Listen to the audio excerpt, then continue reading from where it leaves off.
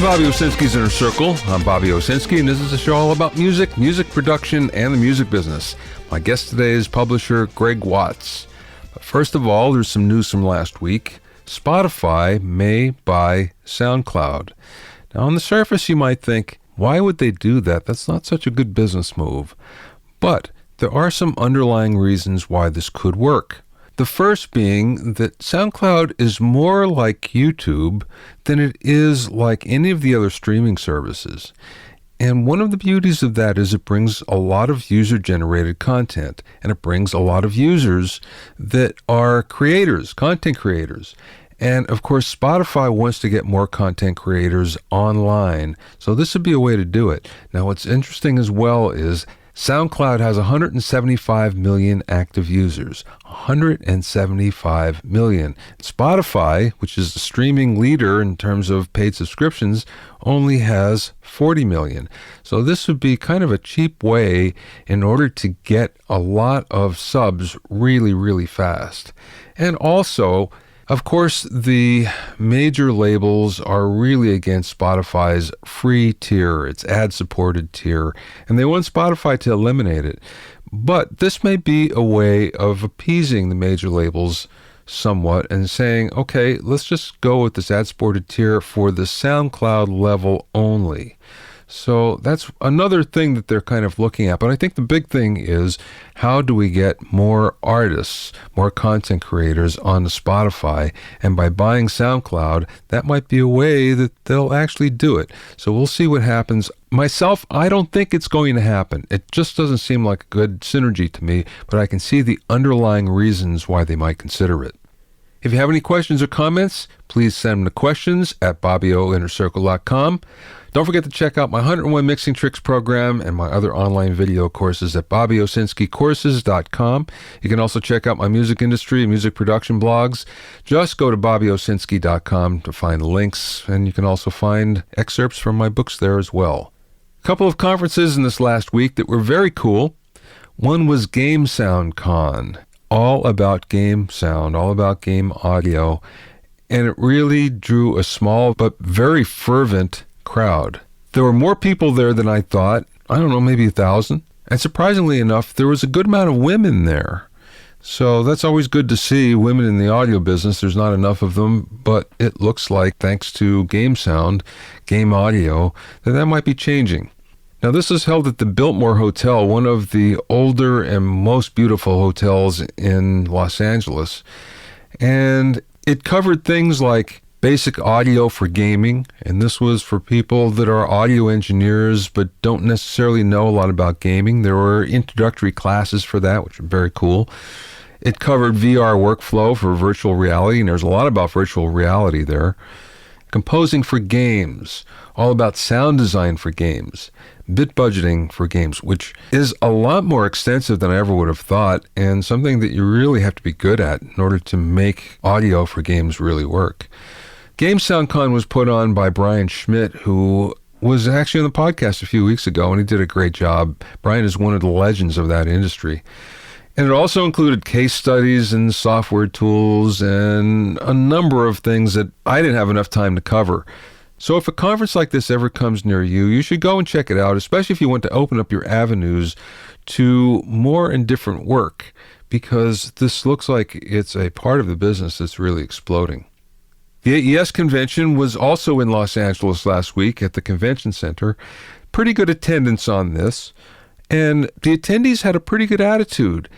I didn't hear any grief and woe, and I didn't hear anybody talking about smaller budgets or losing gigs or anything. For the most part, it was very positive. That's always nice. There were companies that were selling big consoles, and there are people that were actually buying them. That's unusual. One of the things I did notice, though, is there are fewer vendors than you would expect. So in other words, it wasn't every audio company that you kind of expect at AES shows, and we've seen at AES shows in the past. In fact, there were fewer hardware companies, and there were a lot fewer software companies, and probably because it's too expensive for them to go. Once again, you'll see those companies at NAMM, and you won't see them at AES. which is kind of unusual because at AES you have a very focused crowd. They're only audio people. That's really what they care about. So you'd think that they want to be there, but I guess the cost of doing both is way too much. So not as many software companies as you might expect. I saw a lot of good demos. Ocean Way monitors, of course. I've loved Alan Side's monitors since he started to build them for A&M way back when in the 70s. I guess the 80s when I first heard them the first time. And his monitors are always impressive. JBL, with their new L7 series, is pretty impressive as well. Especially they have a very small, tiny 5-inch woofer monitor, two-way monitor. That's just amazing how good and how big that sounds. So that was impressive. One of the most interesting exhibits was something called Rack FX. And what that was is a software platform that allowed you to upload your file, your audio file, and let's say you wanted to put it through a Fairchild limiter, but you wanted a real one.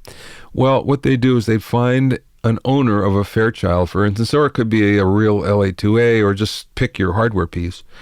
And what they would do is they would then download it, process it through that piece of hardware, and then upload it and give it back to you.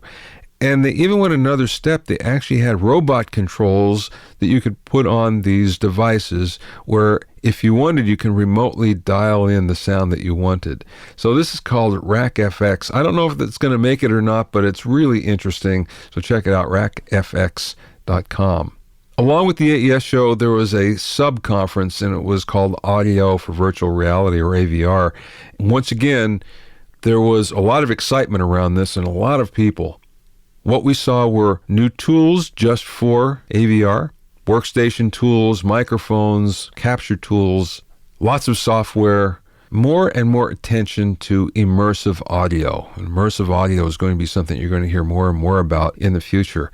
One of the interesting things is there's no killer app yet. In other words, there hasn't been a video, a project, a song, a music video, whatever, that has blown people's minds so much that that has become the avenue that everybody follows. So it's still the Wild Wild West. Everyone is figuring out how to do this, and it reminds me of the old days of surround sound in 2000, 2001, when we were just making it up and going by the seat of our pants. It's the same thing again, and because of that, it's very exciting. My guest today is Greig Watts, who heads DWB Music out of the UK. DWB has had a lot of success in the Asian market, and Greig gives some advice for writing for that market, as well as a look at how the company's writing camps work. I spoke with Greig via Skype from a studio in the UK. So I take it you started as a songwriter before you became a publisher, right? I did, yes. So, yes, first of all, songwriting. I moved into publishing really when we needed someone to sell the songs. So it was a natural process. Well, that's usually the problem, isn't it? It's really easy to create stuff. It's hard to sell it. I know I've always had that problem myself. Yeah, I guess I was, I did kind of have a sales history. I used to work in a bank, and they always were wanting me to sell stuff. I think it was just I just have that instinct, I guess. And I tended to be the top liner and the melody writer or the lyricist. So if when I was working with one of my partners, Paul or Pete, they were more hands-on producers, I had the more time to go and do the selling, I guess, while they were left in the studio to do the nitty-gritty production work. So yes, and I guess, I'm always looking for where we can put the song. Because I guess I think that's for me is the creative full circle of a song is, we're seeing it performed. So I hate to sort of see them sat on a shelf not doing anything. So Right. I think that drives it. When you sell the song, it drives you right. It keeps the circle going in a sense. Well, describe what your catalog is. Well, we've been going as a company for about 10 years. So I would say we were very pop melody driven. So in the style of in the old school style of, I was brought up in the 80s, so I listened to all the classic music from the 80s, Duran Duran and Wham and Elton John and just great pop songs. And I think our catalogue obviously doesn't sound like the 80s, as in the production and things like that, but I think we're based on melody. So we want to keep that, and I believe that songs that that do last are very, very melody orientated. So that's what always stays with us. Well, yeah, and for a publisher, you really need that because you need something with longevity, and which is one of the problems with EDM or things that are so EDM based that kind of forget the top line. Yes, no, and I think what's happening at the moment is we're finding there's a lot of EDM or a lot of dance or DJ producers who are suddenly looking for melody top lines. So we're tending to we're moving into a little bit of a stage where sometimes we can just write a really good song and do it acoustically. As long as the recording's good, you can hand it over to a DJ and go, well, there you go. Because it still goes back to that old school writing though of there's actually great songs and a great voice, but now we need some of the productions that the DJs are doing to get them released. It's coming full circle, I think. I think melody never really dies off. Every now it goes out for a couple of years and it goes more to production maybe, and then I think it comes back because the record labels realise that what makes the money is a real song. So that's really smart to do that. Have I just told everyone what to do? Yeah. No, that's just you notice patterns, don't you? Yeah. Suddenly, I've noticed that we're doing quite a lot of work in Holland all of a sudden, and Holland is a very DJ-led country. So and sort of noticing them saying, no, we want real songs. We don't just want a couple of hooks. We want a real song, and we'll break. They'll break it down and almost put it in a song format with their interesting dance moves in a sense. So one of the things I noticed, I was looking at your website, and it seems that you have a global perspective rather than just being focused on the UK. Yes, right from the very beginning. I think when we used to go to the UK and have meetings, we'd have, we love your songs, but what have you done before? And we would be like, well, not very much, and then... So first of all, I think we went off to a place. The first thing we really did was go to Mid-Em in France and kind of trying to connect there. And I think we mainly connected with some Belgian companies there. And then we suddenly really had some big hits in Belgium. And that was our way of building up what have we done before. And then we found Asia and did lots and lots in Asia. We still go to the UK now, and they're like... these are really good. What have you done? and now it's more like, you're the guys who are very successful in Asia. So, but our perspective is worldwide. I'm from the UK. I was brought up on a UK music business, but I've travelled a lot, and there's some really exciting markets out there, which for me are even more exciting than the UK market. UK market can be quite insular and quite not outward looking. We're actually, interestingly, the government had a meeting with at Downing Street recently where they were quite interested in what we're doing because we're one of the most global outlooking UK publishers because most of our success is coming outside. So big world out there, I think. You have a lot of success in Asia. Do you have to write differently for that market? I think we were, definitely, when we first started. Well, initially, the first success we had in Asia was with an Irish boy band, so no, I'd say no for that.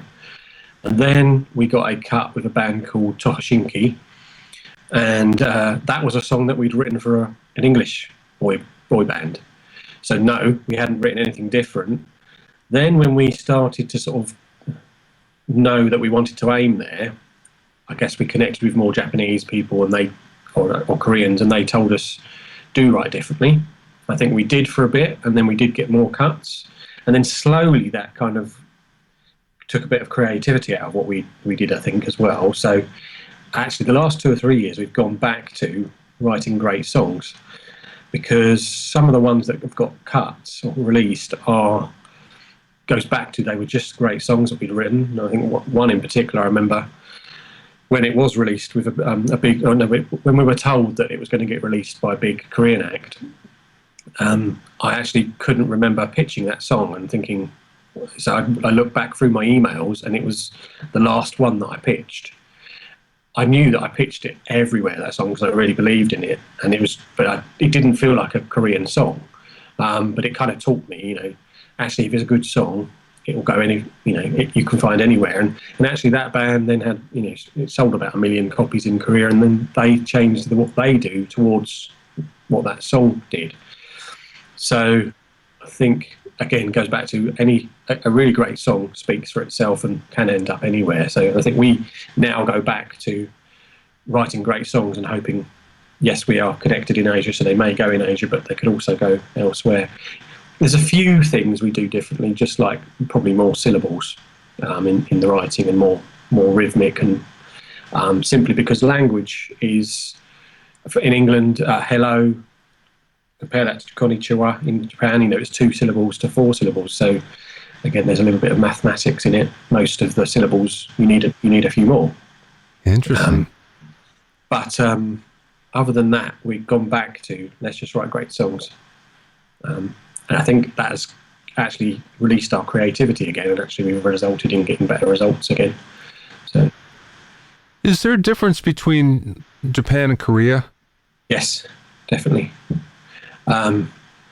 Japan's kind of got the very J-pop, the very Japanese market, which again I think for us as UK guys, and I'm sure we can really try. We can try. That was one of the things we tried to work for that, and it didn't really work.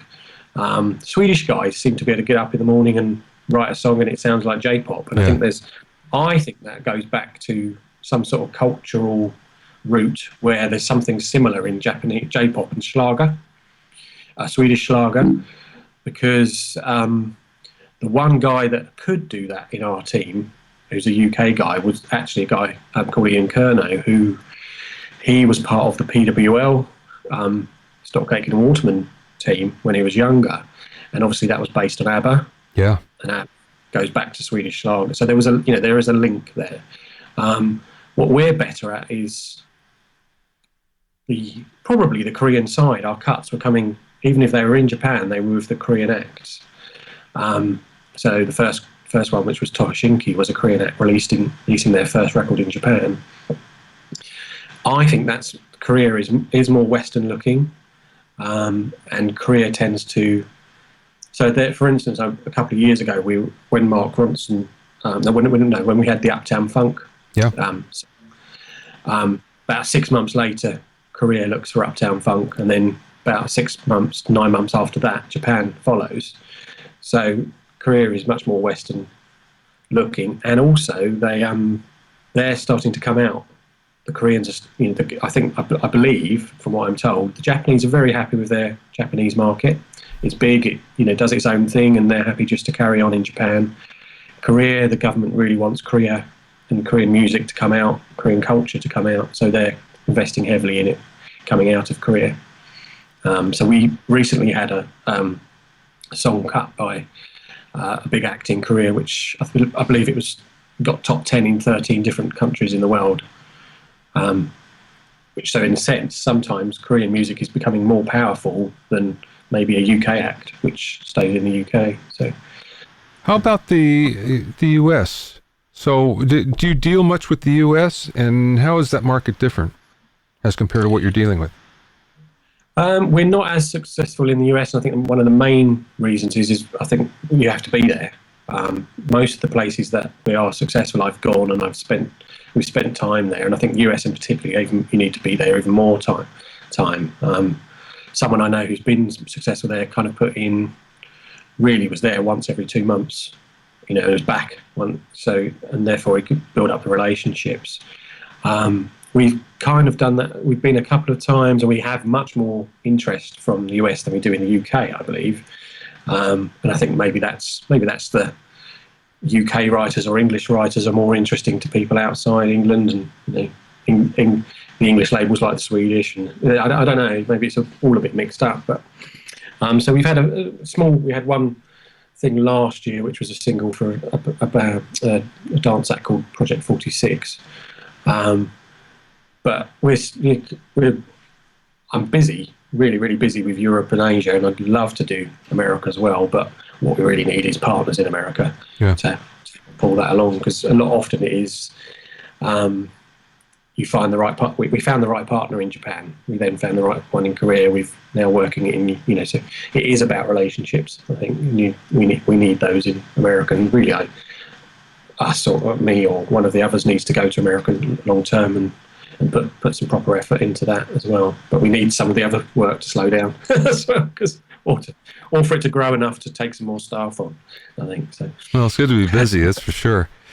What's it like getting paid from all of those different countries? Do you have a hard time getting paid, and or just tracking the number of plays, number of views, number of sales? Do you have a hard time with that? Asia, we found the best place. It seems there's real honesty and loyalty in these countries where they, for instance, when people have bought out productions, we often, in UK, you'll often ask for 50% of the money up front before you send the files because, you're worried that you might not get paid. In Asia, right at the beginning, we were told, Japan in particular, can you send the files, we'll pay you in 3 months. And we kind of were like, oh, this is a bit different. And the Japanese partner was like, trust me that, you will get paid. And we probably sold 50, 60 productions like that and have always been paid. So you learn that the Japanese or Asian word is kind of like, that's their honour, I guess. So it's in a way, it's nice being, you're going to get paid since you've got over that initial, are we definitely going to get paid? And sure. You do.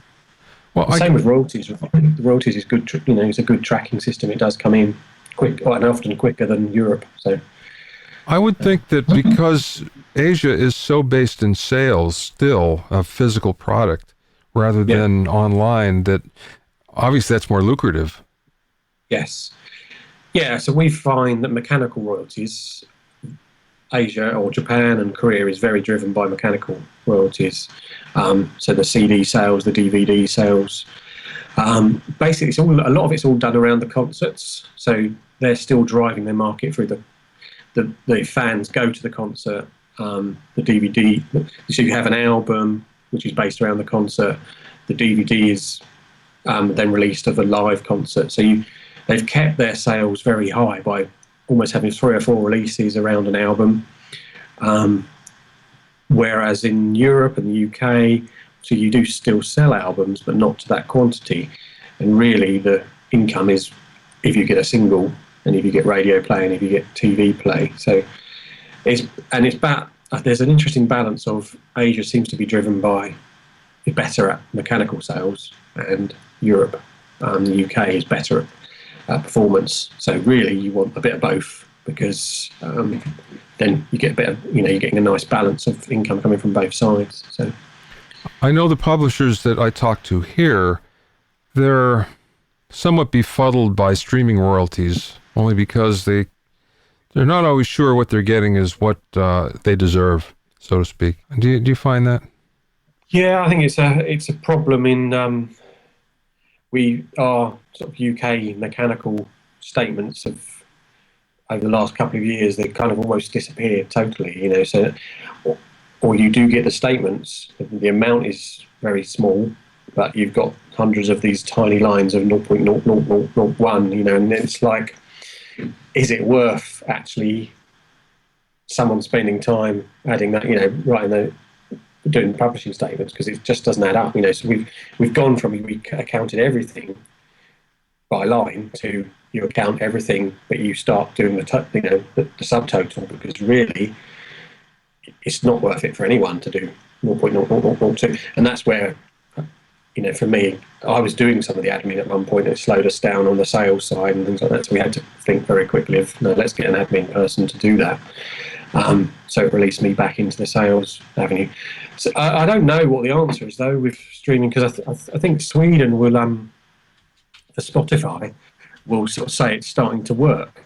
Because as people start to subscribe, that it's bringing levels back up. Not. I don't think they'll ever be like they were in the 80s or 90s, but it's bringing it back up to higher than what has been over the past few years. But I don't. it's one of those things you see on Facebook or on the internet. A lot of songwriters need to stand up and claim their rights and things like that. And I think we do in some senses, but we need to do that as a collective, because you can't do it as one. I think often the labels have sold a lot of the rights of the songwriters without actually, it seems, being consulted. So we've definitely lost something along the way, I think. So. Yeah, I think some of the problem there too is, instead of looking at it from a global perspective, it's more country by country. Because I know here that instead of being unified, the industry being unified, it's very stratified, where you have the songwriters over here, you have the publishers over here, and you have the record labels over here, and they all have their own associations and their own agenda. And that it sort of clashes, so you never really get the overall. Here, what we need is copyright reform more than anything, and that's not going anywhere right now. I think mostly because of that problem. It's a complicated business, I think, as in just collecting royalties. If you have you missed one tick almost in the chain, you find that someone hasn't got paid a year or two later. So to add all that up into a label, a label does their own thing, a publisher does their own thing. I think it is a complicated business. We maybe there's we do need something more globally. I know that the UK system for collecting royalties isn't always tied up with another, something else in Europe, and that can be a real mess. Yeah. I know that I was at a conference in Russia recently, and they were talking about blockchain, maybe something that sorts that out. I don't know. We'll see. But well, I have to say, every week I get a press release, I get a phone call, I get something that I see with someone with a new blockchain for music idea, or a new company that's starting up with that idea. And so far, there's been no traction whatsoever. So, but it's always, as you say, there's always new ideas, and we need one really that connects everything together. There's something called Audley, which I know we had on a camp recently, where everyone registers their stuff and it tries to link everything together. But again, computer systems only have so much. We need, if you do another set of information in one place, and then for me, I'm looking at that idea is really good, but can we connect it to the PRS, and can we connect it to ASCAP and all the, because if you can put it in one place and press a button where everything connects, I think that's one of the biggest problems solved. But yeah, I don't know. I'm not a computer guy, I'm not technical, unfortunately, so I'm not the person to do it. But yeah, right. But I'm aware that when you get royalties in, you think, I bet you we're missing lots from different countries where something's been played on a worldwide TV show and it's just not being connected. So yeah, right. We certainly found, Eastern Europe, some really interesting things. Done some Eurovision stuff where a lot of the Eastern Europeans don't know there's royalties. Because they have a whole system which is totally, they have upfront money. Yeah. So that was interesting to, uncover. Okay, they don't know there's royalties. We can collect, so that's... Wow. But it's a whole different mindset, because the UK system has been hundreds of years old. There's France, which is 100 years old. Whereas I guess Eastern Europe hasn't had that set up. Yeah. So they're only bringing out, the same as China now. China is now trying to set things up. Someone said to me the other day, they've got a hit single in India, and I asked one of the publishers in India, can we, is you interested in collecting this? And he kind of said, the state of the Indian PRS at the moment, or Performing Rights Society at the moment, is not worth it. So it's kind of like, really? And this is a hit? Oh, so there's a problem. Yeah. Yeah. But nice for that songwriter if they could actually sort that out, because that's how we do make a living. Yeah, no kidding. I noticed on your website there was an entry about songwriting camps. Yes. Is that something you specialize in then? Is this just for your own writers, or is it something that goes outside? No. I would say we are starting to be specialists in this area. I don't think it was like anything we've done, really. I don't think we said, let's do songwriting camps and become good at it. It was really, I think it probably started with, we have 3 studios here and we do a small gathering, and then suddenly you think, this is a camp. And then you went on a few other places, and then we did some big Japanese ones out at other studios where it was 8 to 10 rooms, and you suddenly find that, so if we're there for 4 days and 30 odd songs get written, it was a very good way of managing the right writers for a real focus. And then at the end of it, you have that many songs.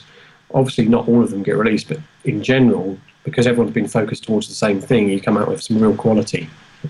And I think as we've done that for Japan, and then we've started to do it for Eurovision, and then so the writers are really enjoying the fact that they can be focused on something. And I think we are becoming known for being specialists at that, and then people will come to us and say, can you do a camp for this? So we're starting to move into that in a sense, and I'm starting to be offered to go and A&R someone else's camp. And I just think if you can inspire, for me, if you can, I'm a songwriter, and I didn't do much songwriting for a while, but the creative organising of other songwriters is also a real creative buzz for me, because at the end of it, you come out and think, well, for instance, we won Eurovision's Melody Grand Prix last year. Sorry, we won Norway's Melody Grand Prix last year, which is basically their qualification for Eurovision. So we got to represent Norway at Eurovision, and that came from a camp that we'd planned about Eurovision. So it kind of it felt like it all came together, and that was very an exciting journey. One for me and the three different writers who one were on the camp and then went off to Norway to be in the Melody Grand Prix and won that big television competition there. Then went to Sweden together to be in Eurovision. It's a big, really great journey they followed together, sort of thing. So for me, there's a real creative buzz there as well. Well, tell me more about managing the camp. How do you go about doing that? You said you're focusing the songwriters. What does that mean exactly? Well, so beforehand we plan who we're going to have. So if we pick a subject, then we want the best writers for that particular subject. So we plan that quite for a good 2 or 3 months beforehand, making sure we've got the right people. And then before the camp starts, certainly for the first day, I will organise the teams. So we have 8 rooms.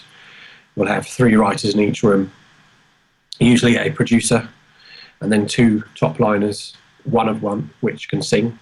And sometimes it'll be an artist will be in the room, which does help as well, because you can be writing for the artist. And then I'll plan the first day. And then in the morning of the first day, I'll kind of give a welcome, and then hopefully we usually do a little video, kind of inspiring video, just 5-10 minutes, and then give a little briefing, and then really send people off into their teams, which I'll announce by one. And then during the day, I'll go around probably 2 or 3 times. After a couple of hours, you go around, check they're all okay. Usually they haven't got anything that full to listen to, or they don't want you to listen to at that point. And then you go around again a couple of hours later, and then they start to say, yes, can we play this to you? So you start to hear it, and generally, if you've planned the camp well, you've got something good anyway, because the writers are strong. Sometimes you'll be like, okay, you're going off in the wrong direction, you might need to bring them back. Other times it's just great, go with what you've got, let's keep going. You come back again in a couple of hours, and hopefully they're starting to record vocals at that point. I used to announce team, here's the teams for the 4 days, but I learned that actually you're better off doing the first day and then seeing what the personalities you've got are as well, because when you've got a camp, you tend to have half of the writers exactly, and the other half you've brought in as specialists, and they give you the CV and you hear the songs and you think this is what they can do, and then most of the time that's right, but also then you have people's personalities and egos and things like that. So at the end of the first day, you can really go, okay, that person will not work with that person tomorrow, because I know they'll clash, or I'll know that this session with this person and that person is better to move around, because actually there's psychology in it, and so I think being liquid or fluid for the next day is actually a really strong strength as well. And I know a lot of camps don't do that, but because the writer's always like, who am I with? They want to know. And I'm always like, well, no, just trust, because I think actually that can be the make or break of each day's session, is not actually having it set out, but not announcing it until just in case we make a couple of adjustments. I know each camp I've done recently, we've definitely done that, and the sessions have been better because of that. So, are they all 4 days? No, 4 days. We tend to do 3 or 4 days. I think days is enough. Some people do it for longer. I just think I find people really emotionally give on a, when you're writing a song and you're at a camp, you're really pulling out of each other, and it can be that you're writing with people you've never met before. Yeah. So you're creating and you're emotionally giving. So to do that over more than 4 days, I think you get to the end of yourself. So I would say 3 or 4 is the best scenario. When did this idea of writers' camp come up? I remember seeing something about it here in the States a couple years ago, but I never remember hearing any, the term prior to that. Is this something new, or has this been going on for a while in the UK? I think we've been doing it for about 4 or 5 years and calling it camp, the writers' camp. I guess that's really the camp idea is you're all in because we don't go in tents. Right. You're all in the same place at the same time doing the same thing. So, and you're kind of living it, I think, instead of going in it. And I think it's a good thing because you go away from your own natural habitat. You're away from your own studio, and actually that often pulls gems out because you're not comfortable. So you're having to be uncomfortable and you're pulling out. And so you're reaching to the bottom. I often think the best songs we've done are often the ones where you're at the bottom of yourself or at the end of yourself, and out pops this little thing. You think, oh, we were struggling with that all day, or it comes at the beginning where it just comes out because the little connections, the sparks between the different writers. Yeah. But I think it came from not that we invented it, but we were doing individual song. So we've got 2 rooms originally, and we had a session going on in this room and a session going on in that room, the second room, and then we built a 3rd room, and then suddenly we've got the potential for 9 people, and they can stay. So instead of doing individual sessions, it was like, well, this feels more like, okay, we can do a 3-day thing and have much more focus and then get 9 songs out of it, and we're all eating together, and so I think that's it. Certainly for us, it's giving us a lot more focus on, and I think as well, we used to write a song every day and aim it at this, and I think now most writers and producers probably can't just write a song every day because they need to do production work or TV work, or so they need to, because the income has shrunk. So it means that in 2 weeks' time we can focus on this particular project, and then we have a couple of weeks where you're finishing the songs, and then you've got a paid job, and then 2 weeks' time we have another focus of this particular project, and then you finish the productions. Because that's another thing with the camp. The important thing is that you keep on following up to make sure the producers finish the songs. Because you can, if it goes too far past, then they're on another camp, or they're doing this, or they're doing that job, and then further it goes, the least likely it is to get done. So I really try and say, look, make sure you finish. Let's do it within a month, or have a deadline. You do the camp close enough to the deadline where they know they're going to get a turnaround and a quick result if they do it properly. So great idea. It's about momentum for me. If you lose the momentum, it's gone. And I think that's the same with when we get interested in a song. If we lose the momentum if people start disagreeing that they don't want to do it, and the label goes somewhere else and goes to the song, and then that song keeps momentum and gets released. I think. Yeah. This business is about, you mustn't stand still at any point. As soon as you're standing still, you can't kind of catch the wind, in a sense. So, do you see any trends in the music business and trends in music right now? Well, obviously the EDM thing seems to have become big time. It's hard to say because we're so global. It's different in every country. I know that. For instance, the UK has become it's a very hard place to pitch songs, and I think Germany is very similar, and probably and Holland is very similar. It's much more about writing with an artist. So if you're not with the artist, you have to develop them and build them up. And whereas Asia is still about pitching songs. So, but as I said, the trends are different in a different place. So I don't know who's leading who. In a sense, I think the US probably does lead, and then the UK likes to think it leads. I'm not sure it does. think. And those, in honesty, depends where it comes from. But I don't know. I think the US definitely influences the UK, and then some of the UK will influence outside as well. But it's interesting for me because we did this Eurovision, we're at that Eurovision final this year, 2016, and to have Justin Timberlake suddenly appear. And it was halfway through the week we were there, and so suddenly Timberlake's going to play at the final, and it was you felt the whole thing. And this show is like watched by 200 million people, and so I think Timberlake's team, are very clever in going, okay, well, this is something that we don't really know much about, but a lot of people watch it. I can get on that, and actually, suddenly, my job of selling my record is done in one click. Yeah. And it was number one in every country straight after that, because, I know it's Eurovision, but Australia are watching, and China have been watching because they're looking to do an Asia Vision.